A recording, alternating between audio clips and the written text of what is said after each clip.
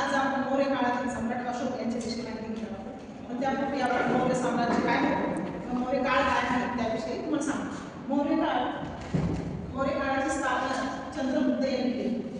कोणी केली? चंद्रगुप्त. असं म्हणतात की चंद्रगुप्त हा भारताचा पहिला राजा होता.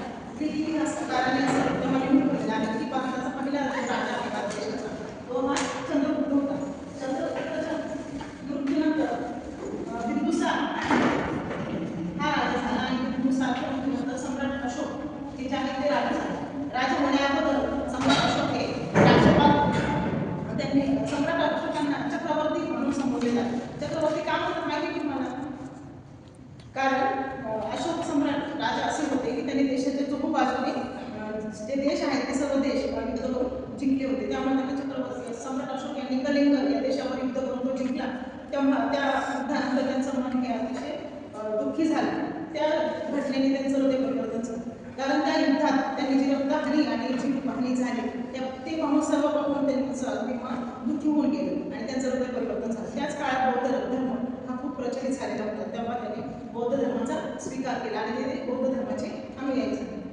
तर मग त्यानंतर सम्राट अशोक यांनी बरेच असे लोकोपयोगी कामं केली. त्यामुळे त्यांना देवाचा प्रियदर्शी राजा म्हणून संबोधलं जात होतं. तर त्यांनी बरेच लोकोपयोगी कामं केली, जसे स्तूप बांधले, विहार बांधले, रस्ते, पशुपक्ष्यांसाठी दवाखाने उभं केले आणि बौद्ध धर्माचं जशी शिकवण आहे की प्राणमात्राची हत्या करू नये, पंचशील जी आहे बौद्ध धर्मामध्ये सांगितलेली बौद्ध त्यानुसार त्यांनी अनेक प्राण्यांच्या शिकारीवर निर्बंध लागले आणि जंगलात जीवन लागण्याचं त्याच्यावर पण बंदी आणली. अशा प्रकारे बरेचसे त्यांनी त्या काळामध्ये काम केले.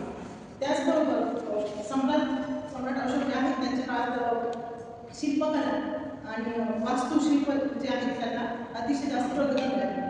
त्याचे जे ठसे आहेत ते आजही आपण आपल्या देशामध्ये होतो. जसं अशोक चक्रावरती भारतीय ध्वजावरती जे अशोक चक्र आहे ते सर्वांनी पाहण्यासाठी ते जे आहे ते आजच्या सारनाथ येथील स्तंभावरून घेतले आहे. तसेच आपलं जे राष्ट्रचिन्ह आहे राजमुद्रा जे आहे भारताची त्यामध्ये जे 4 सिंह आहेत ते देखील सारनाथ येथील स्तंभालेखावरूनच घेतलेले आहेत. प्रत्येक चिन्हांचा असा विशिष्ट असा अर्थ आहे आणि त्या अर्थावरूनच ते आपल्या राष्ट्रीय चिन्ह आणि ध्वजावर जे अशोक चक्र आहे ते देखील घेतलेलं आहे. तर असा हा लोककल्याणकारी राजा होऊन गेला आणि त्याच्यानंतर मौर्य काळ जो आहे मौर्य साम्राज्य त्याला उत्पत्ती कळायला लागली.